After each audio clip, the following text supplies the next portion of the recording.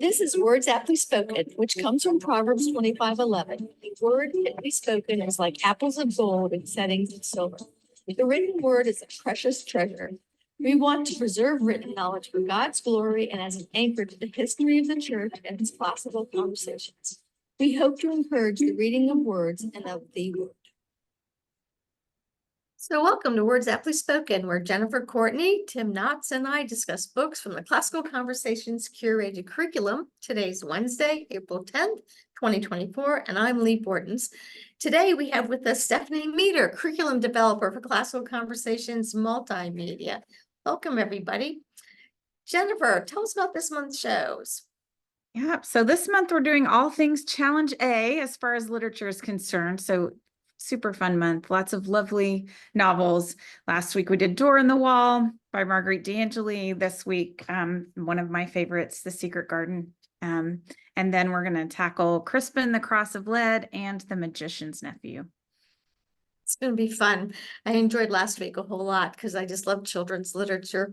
And if you do too, you can access all of our past episodes on my YouTube channel at Lee Bortons, or you may go to my website, leebortons.com, where we have both the calendar and archive from 2024 and 2025, linking you to classicalconversationsbooks.com, where you may purchase the books that we're discussing. And we just look forward to seeing you in community. So what do we have this week, Jennifer? Well, so as you said, we've been talking about all things children's books. And like you, I am a lover of children's literature, and I have a large collection of children's literature upstairs in my library. But the Challenge A program is particularly full of Newbery Award-winning books. And so why did you want to start Challenge there? And how does The Secret Garden fit in with that? So I think we've referred to the Newbery on other our episodes, but the Newbery literature, particularly before the 1960s, was just very wholesome literature for children that had got a lot of good coming of age stories.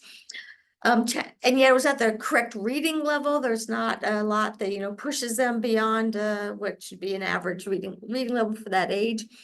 But there's enough for them to practice the three modes of reading, which I talk about. One, reading a little bit above grade, reading at grade, and reading a little bit below grade.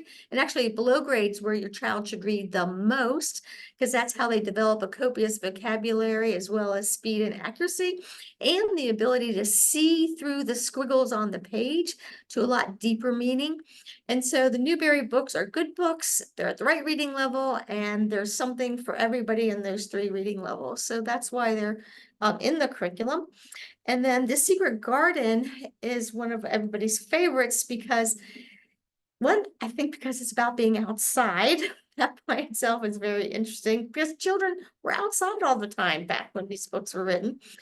And then another thing that's just really wonderful about it is this relationship between a young woman that's broken and a family that's broken, and how together they heal each other, just like spring can heal us and the seasons can make it so that our lives are better. So it's one of our books that really alludes to nature a whole lot. And when people say, there's not enough science in classical curriculums, I think they're missing the science that's in this book. There's a lot of it. And so that's another reason it's a complement to all the other books we read. Yeah, I love that you pulled out that theme because, of course, where did God place the first man and woman? In a secret garden. And this is one where I grew up in a family loaded up with boys, and I was a pretty feminine little girl. And so that meant that in the summers, I had a lot of time to play by myself. And one of the games that I played at my grandmother's house was The Secret Garden, because my grandmother had this lovely small plot in the backyard, but it was beautifully tended to because she had grown up on a farm. And so that was her one space to have roses and asparagus and strawberries. And so I would go out there and pretend by myself that, everyone was with me in the secret garden. So talking about this book, we talked about things being, reading lots of children's literature, having things below grade level, but there are a couple of stumbling blocks with this one, Stephanie. So maybe you can help us out. One of those is that this is a longer book. In compared to some of the, like Door on the Wall that we talked about last week, it's quite a bit longer than that. And then it also has accents from Yorkshire, which when I'm reading aloud to my kids is always a challenge for me. So talk to us about those things. How can students overcome those and get a lot out of reading it? Yeah, so I remember the accents being a little tough for me as a student as well, just because I have to have my head voice read things for me. And Mm. so when your head voice is stumbling, it can be a little slower. I think one of the things that does help with that speed is just getting used to it. So as you read, it tends to get a little bit easier. And as you start to pick up sort of their different pronouns, you add that to your mental vocabulary. I also think that not getting too bogged down in the dialogue can be helpful. Letting your head voice kind of do its thing the best that it can, but realizing that you're probably getting what you need to get from the dialogue. And then a lot of the information is not spoken as well. One of the things that I think can be helpful is reading out loud with your family, or even listening to an audiobook while you read to kind of help you through that process. But then really just focusing on the parts of the book that you do feel comfortable with can be helpful as well. So looking at those story elements, especially setting and character with The Secret Garden. So just noticing what you can about the five senses in each setting, and the way the setting changes and the way the characters change. And so not getting so bogged down in getting your head voice to say things just right, but focusing on the big picture, and sharing it with your family and your community. Hey, is head voice a literary term? I like it. I don't know. That's just what I call it. Yeah, my reading speed in my head, I think, is slower than it actually could be, because I like pronounce the words in my head. So yeah, tell us a little bit more about what you mean by that head voice. Yeah, I saw this online. Somebody asked, when you read, do you hear your voice in your head reading it out loud, or do you hear somebody else's voice? And I've thought about that for years and I can't answer. I don't really think it's my own voice pronouncing the words that I hear. But I do sort of hear some kind of pronunciation of all of the words as I read. Some people, speed readers, can just look and like their brain understands the information. I do pronounce the words inside of my head in some way.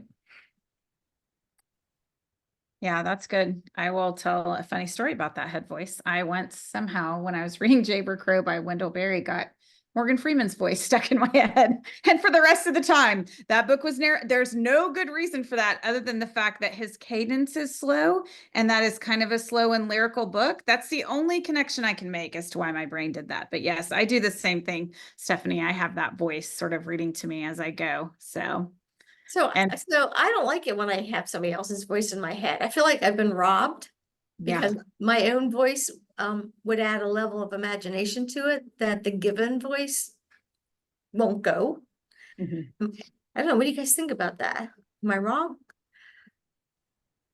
I mean, So I can see that with an audiobook. Sometimes that bothers me. I can't, my own head voice has never bothered me in that same way.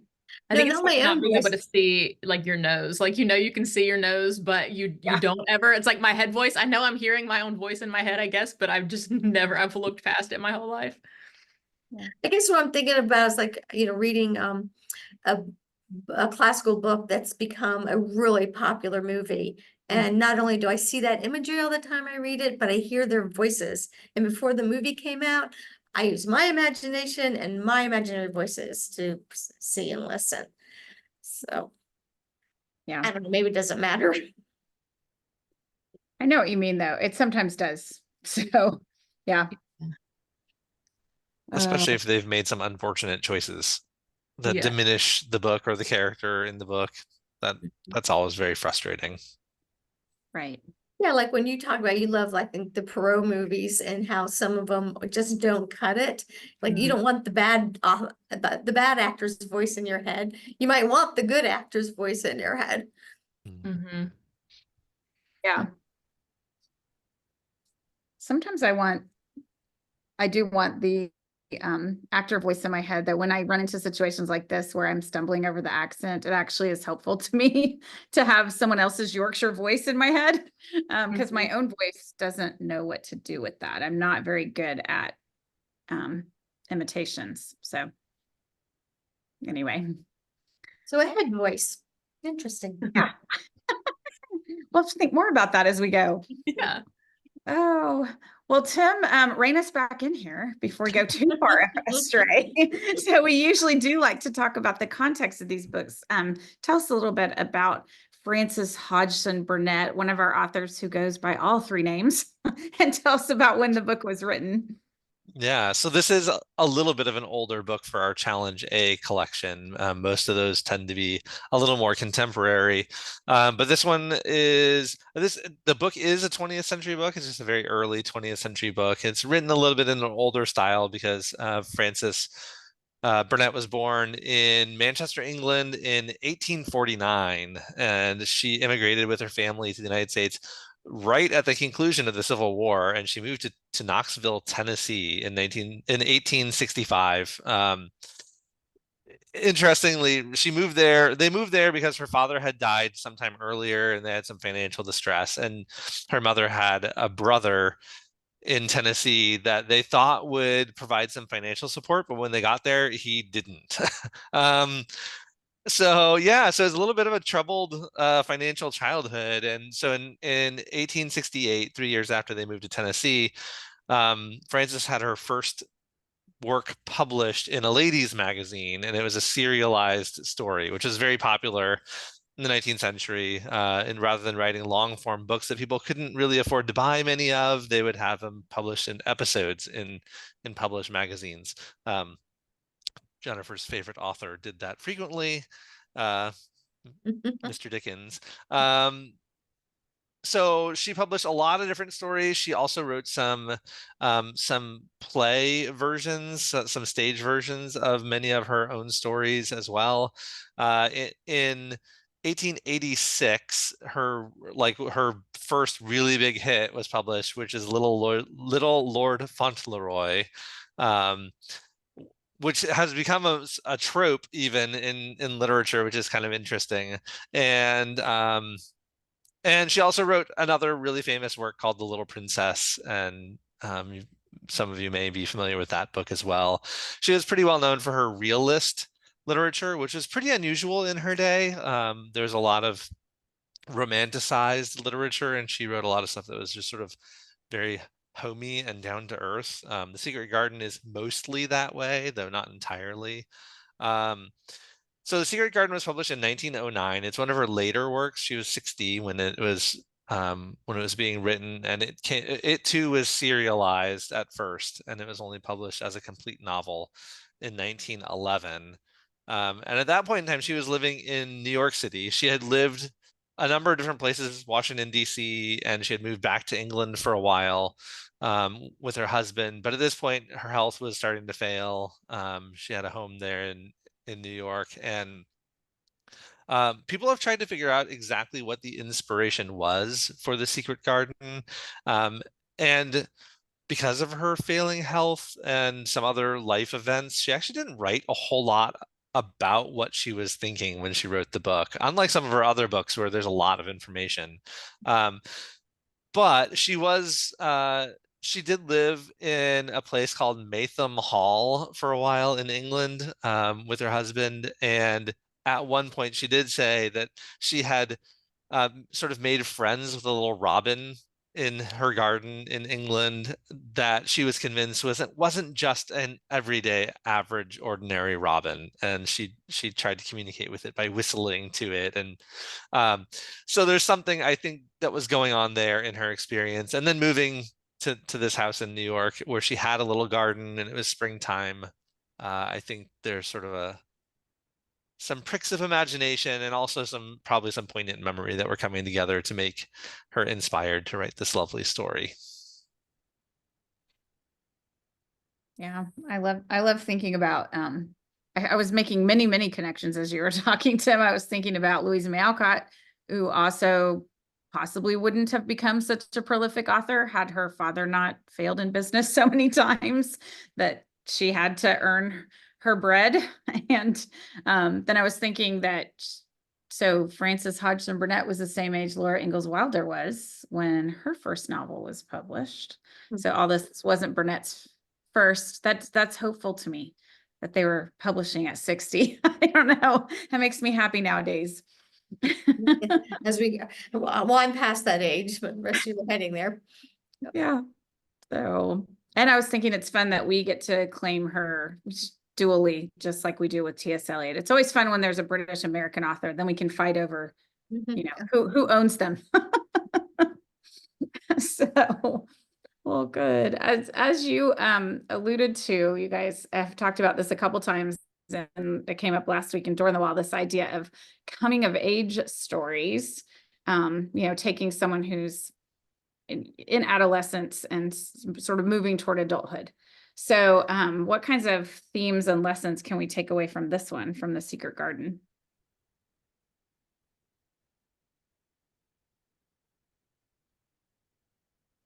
You wanna I kick us feel like off, I'm Steph? talking a lot.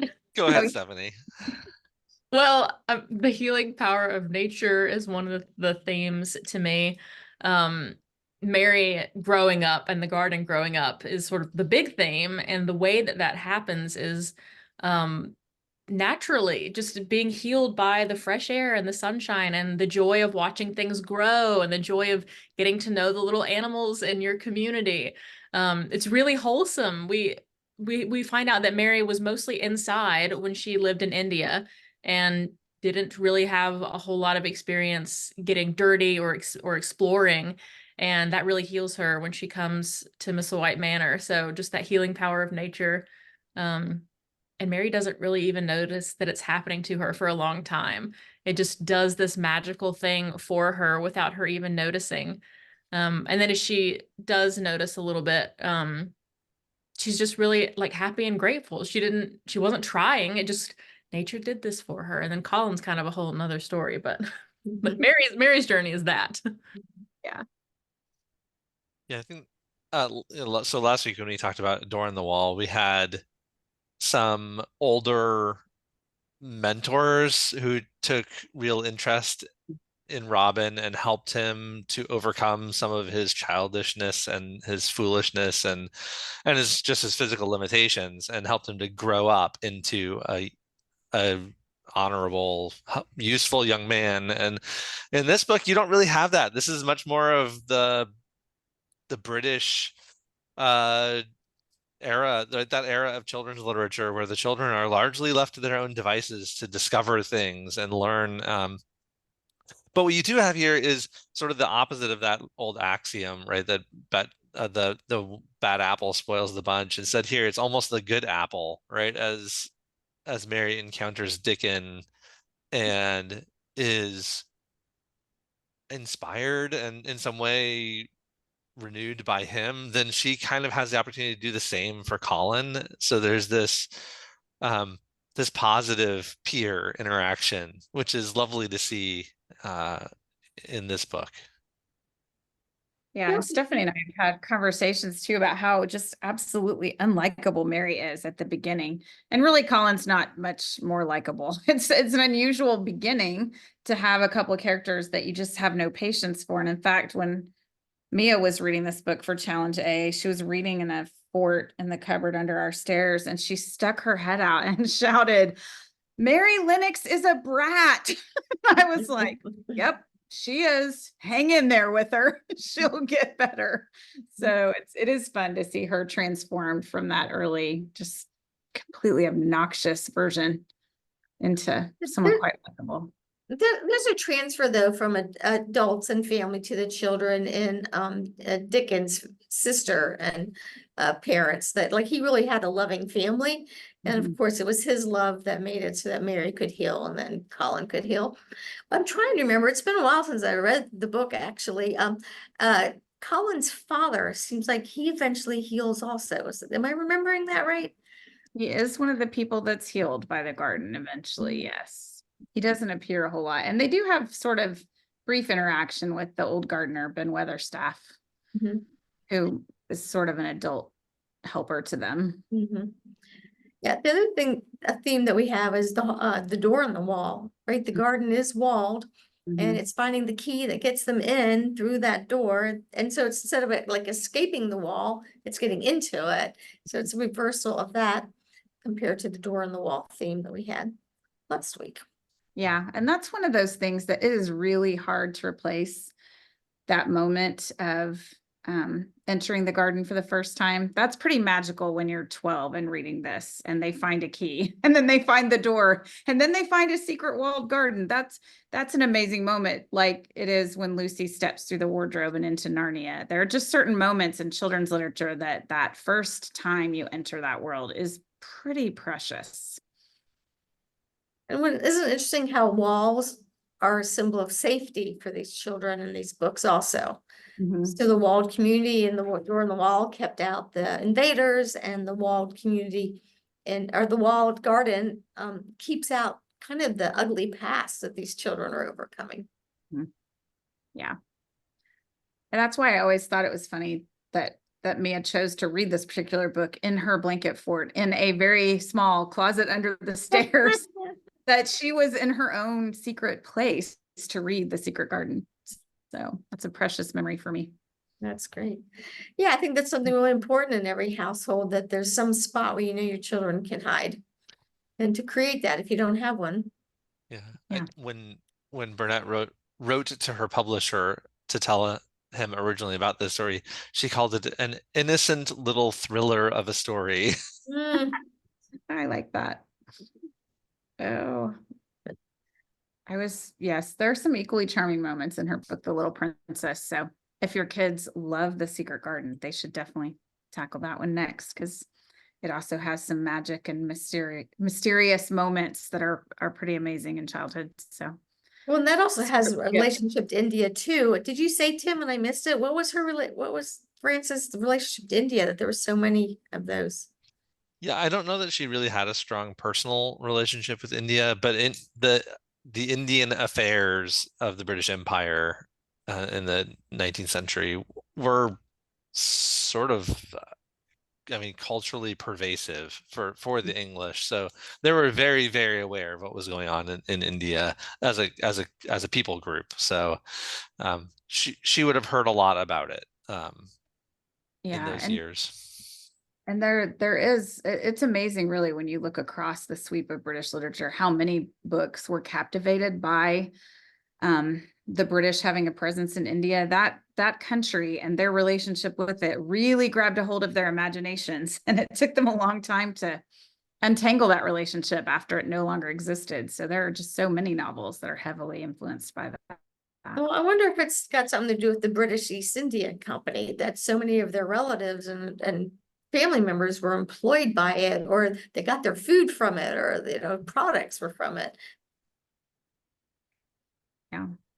And I think there's that element too of just the exotic and the mysterious of a culture that's so very different from, Victorian England. They couldn't be more culturally different in their original forms, the two countries, and then they came together, and there was kind of bound to be that, effort to understand. So,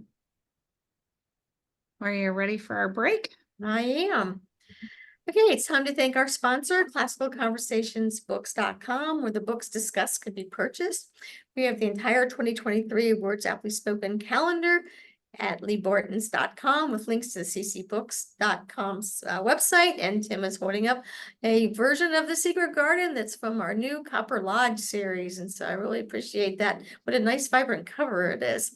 So I look forward to getting one in my hands. They always feel nice, the covers that we're using on those books. So next week, we're going to be discussing, you know what this says here? We're discussing The Secret Garden. What are we actually discussing? I didn't change my script. I think Next we're doing Crispin. Yes. Oh, Crispin. Yeah, that's a good one too. Yeah, this whole month, the 4 books are super similar in their themes and what's going on. So be a nice tie-in. So I look forward to discussing Crispin next week, which is a young man from more medieval era. All right, so Jennifer, are you ready to discuss the close readings? I am, and I just realized a subconscious thing that happened. I am drinking Yorkshire Gold tea. I did not mean to do that while talking about Yorkshire, but Kirsty Gilpin, who is our math map curriculum developer, turned me on to this tea. And so anyway, in honor of The Secret Garden, I'll pretend I planned it. I'm drinking Yorkshire Gold tea. Maybe you should put that on the next round on my website, what tea to drink while you're watching these. What tea? Yeah, it'll be like wine pairings, only tea. What tea goes with this book? All right. Well, now is the time when we actually dive into the book itself and do a close reading of a passage. So, Stephanie, do you want to read us our first passage? Sure. So this is the opening of The Secret Garden. When Mary Lennox was sent to Misselthwaite Manor to live with her uncle, everybody said she was the most disagreeable looking child ever seen. It was true, too. She had a little thin face and a little thin body, thin light hair and a sour expression. Her hair was yellow and her face was yellow because she had been born in India and had always been ill in one way or another.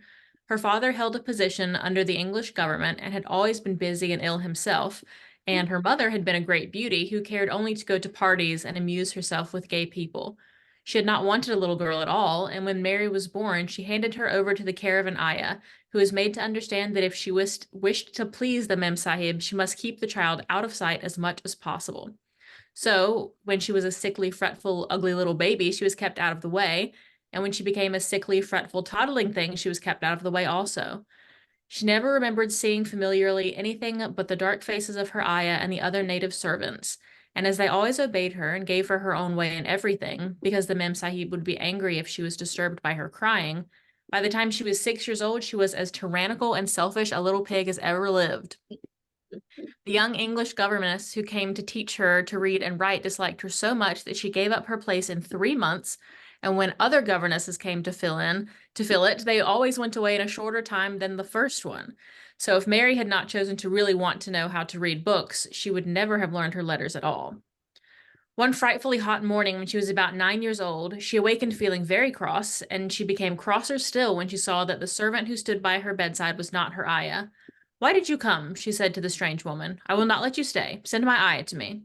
The woman looked frightened, but she only stammered that the ayah could not come, and when Mary threw herself into a passion and beat and kicked her, she looked only more frightened and repeated that it was not possible for the ayah to come to Missy Sahib.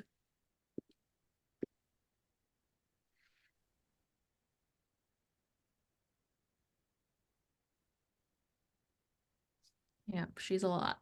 Yeah, she is. She is.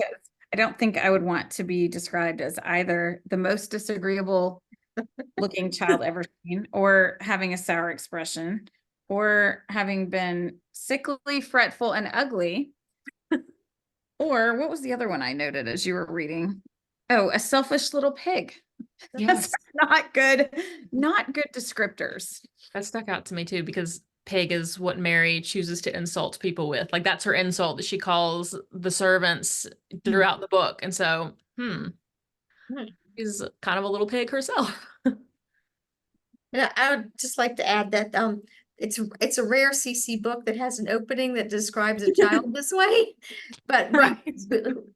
the opening, for those who haven't read it, makes the whole rest of the book so much better. So it's appropriate, and it may not seem that way when you have no context for the book itself, but I actually chuckled the whole way through because I know what's going to happen. Mm-hmm. And this really isn't all that different from last week's book, right? It's true.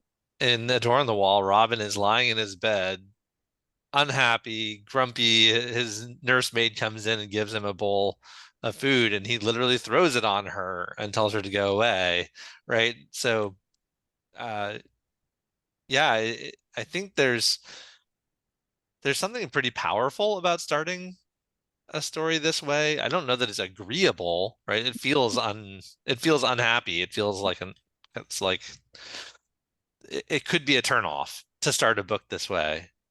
But I think she's honest, the author, because I mean, how many children are going to sometime in those middle school years just want to run away and like nothing's right, nobody loves me, I guess I'll go eat worms.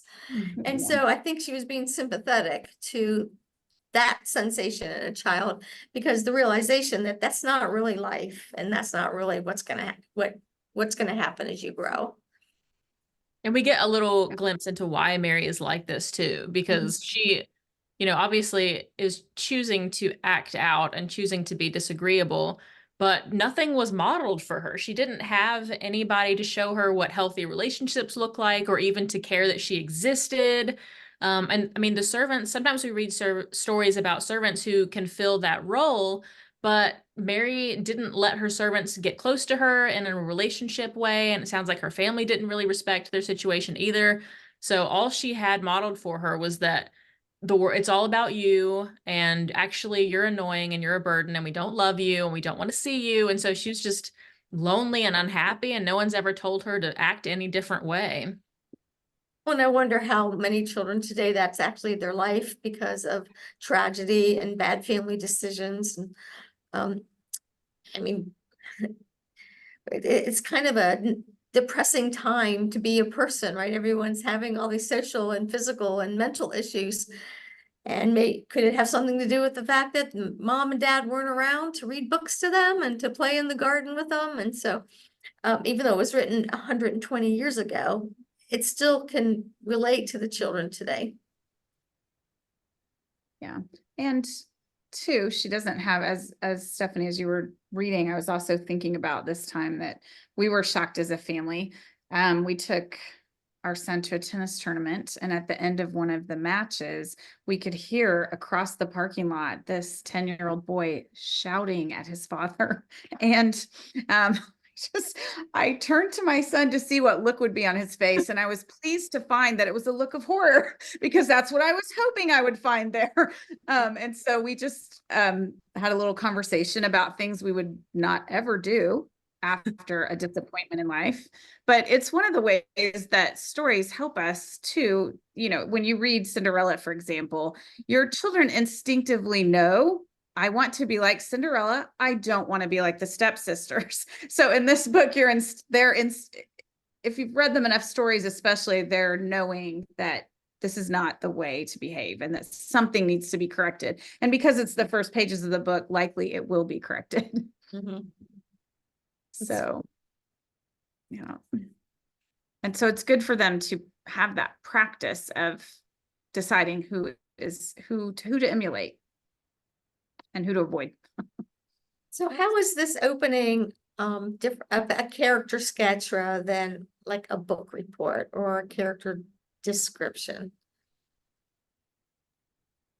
I think we get to see Mary in action, and that sketches for us a little bit what she's like. So it does open telling us about her, what she looks like physically and her situation.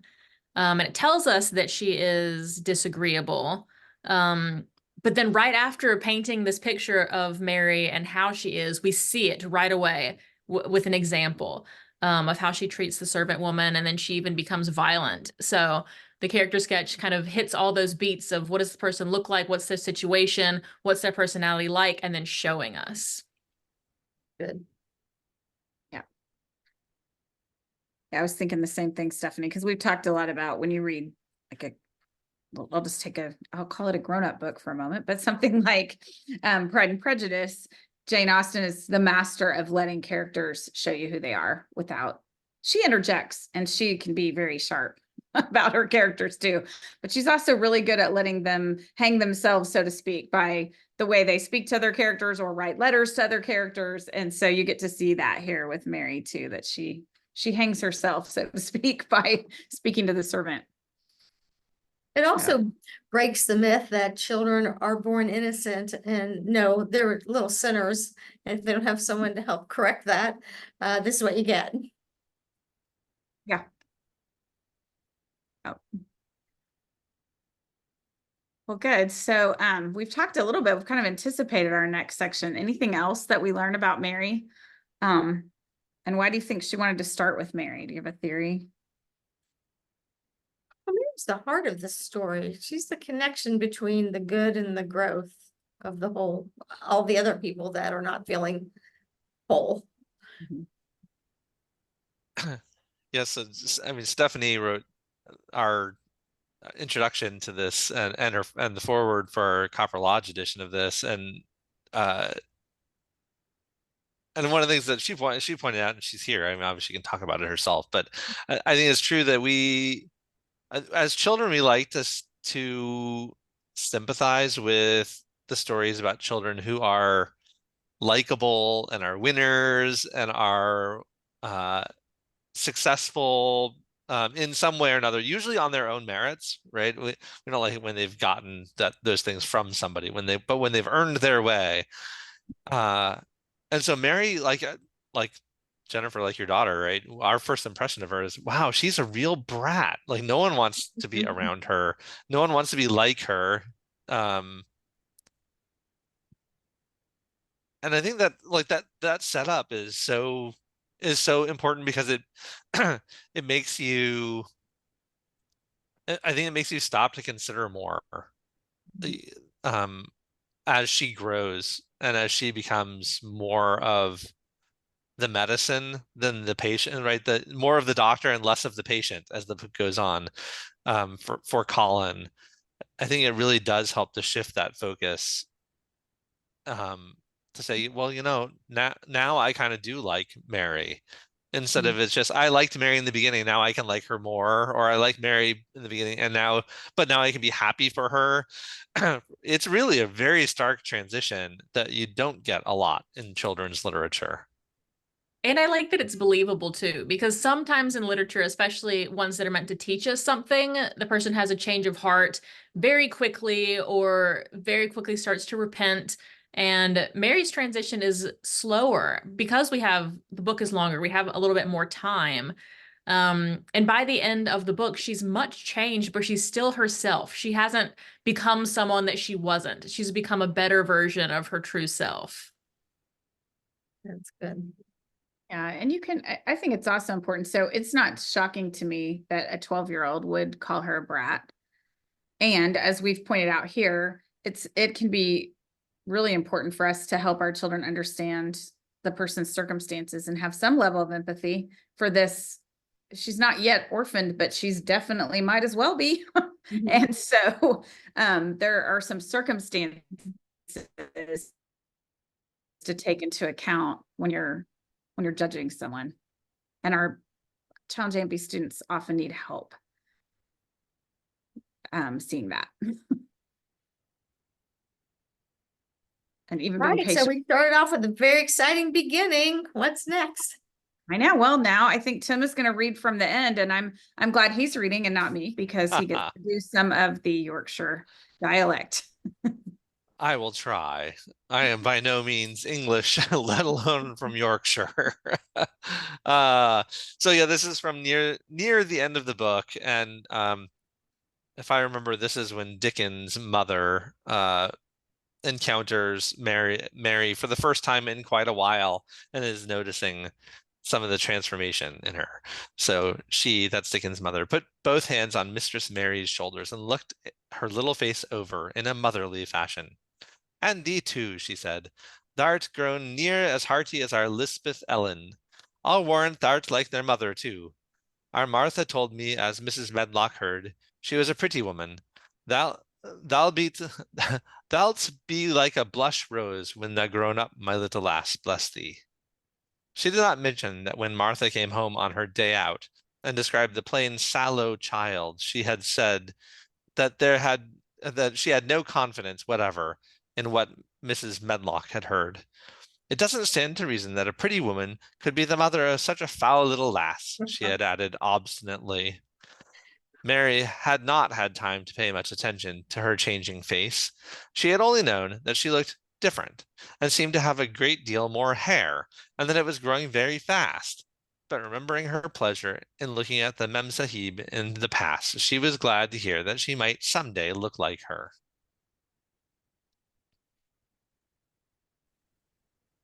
Good. She's no longer yellow and sour. Well, that just the hair growing, I mean, especially back in that time period, that would be a sign of health, is having the thicker hair. So that's true to life. And then here's this, every child loves their mother. And so there was some pleasure in thinking that at least I might look like my mom. Well, and that's pretty much all she knows about her mom. Right. She never really Pretty. knew her mother. But all she heard from everybody was how beautiful her mother was. And all she's heard up to this point in the book is whenever anyone talks about her, they contrast her with her mother and say, "Oh, she's an ugly child. I don't know where she could have come from. I don't know how her mother could have been so beautiful with this girl being so ugly." And so to have someone all of a sudden say, "Oh, no, I can see her growing into a beautiful woman like her mother. That's a pretty remarkable change in her appearance, but also says something else too. And Yeah, it's which one of is- the other moments where an older book captured how every child feels. At some point, you're going to feel awkward in your own body. You're not going to like what you see in the mirror, and that's hard. And so for her to come out on the other side, I think it's very hopeful for them when they're at this age where everything feels uncomfortable and awkward and they don't quite know yet who they are. I think that opening sentence is telling too for her health, that there's somebody who actually will touch her and look at her in a motherly fashion. And I like that she used the word motherly, because you can see there's like some pride in her eyes and a smile on her face, and the words are encouraging. And she never got that before. So now this makes sense that she's looking better because she has people like this around her. Mhm. And it is always nice when you change. Sometimes you need someone else to point it out because it has snuck up on you, but also it's nice for other people to notice that you're blossoming into someone new. It's nice to be told, I can see you and see you're different. So I also like that it seems like maybe Mary hasn't been focused on the way that she looks. That stuck out to me on this reading. Just that Mary has noticed how she feels sort of first. And I think especially in preteens and young teens, that should be the focus more. And I just am glad to see that in a book, that it should be, you know, how you present yourself is important. But health starts with the way that you feel inside about yourself and like what you're capable of doing. And it's not so much just about how Mary looks. So her priority wasn't to be beautiful like her mother. Her priority was becoming to be healthy. And she hadn't quite noticed how that made her look. It's just, I don't know. I like the focus being on her health and the way that she's feeling. And then someone else points out that she also looks better. Well, her and Colin's whole background has been to whine and complain because they don't have any of their needs being met. And so they've become emotionally so damaged. And so, you know, when we teach our children to say thank you when they're not thankful, and I'm sorry when they're not sorry, because we know the emotions of their heart and their thought life will actually make them healthier overall too. And so now she has somebody that can help her see the right way to say things and do things. And so, yeah, I think sometimes when people just tell you those things about yourself, they're reinforcing, right? A child who's told that they're beautiful or handsome starts to act that way, which reinforces the physical appearance, because it's the inward that comes out too in that, right? The confidence of being oneself. That's a worthwhile thing to be, is an attractive thing of its own. This also shows how Mary herself is a secret garden, that there's things within her she did not know would grow. Yes, but that doesn't happen until she has other people and other things to focus on than herself. So The other thing I think about is how it's a nice book to balance, say, Number the Stars, where the little girl is almost heroic from the very beginning. And we know that that's not realistic for the majority of children too. So we have this balance of books within the curriculum to show just different things that can happen and ways to deal with it. yeah. Well, we're actually out of time. I don't think do you want me to read our last one so that we can close out with Colin? We probably have time to do that, but we won't have time to talk about it. How are you feeling? Is it any good? Yeah, read that one. That's a good one. Okay, well, I'll read the last passage then. This was not what Colin had expected. This was not what he had planned. He had never thought of such a meeting, and yet to come dashing out, winning a race, perhaps it was even better. He drew himself up to his very tallest. Mary, who had been running with him and had dashed through the door too, believed that he managed to make himself look taller than he had ever looked before, inches taller. Father, he said, I'm Colin. You can't believe it. I scarcely can myself. I'm Colin. Like Mrs. Medlock, he did not understand what his father meant when he said hurriedly, in the garden, in the garden. Yes, hurried on Colin, it was the garden that did it. And Mary, and Dickon and the creatures and the magic. No one knows. We kept it to tell you when you came. I can beat Mary in a race. I'm going to be an athlete. He said it all so like a healthy boy, his face flushed, his words tumbling over each other in his eagerness, that Mr. Craven's soul shook with unbelieving joy. Colin put out his hand and laid it on his father's arm. Aren't you glad, Father? He ended. Aren't you glad? I'm going to live forever and ever and ever. Mr. Craven put his hands on both the boy's shoulders and held him still. He knew he dared not even try to speak for a moment. Oh, I love that passage. And once again, touching and looking in his face. Yeah. It's important. Okay, that's why we at Classical Conversations don't believe in online education for our children. We believe education requires a pat on the back, a smile on the face, and go run around the house when things aren't going so well. So thanks for talking about this book where children learn to do that, didn't they? So, Yes. It yeah. was fun. Thanks, Yeah. guys. See you next week. All right. Bye.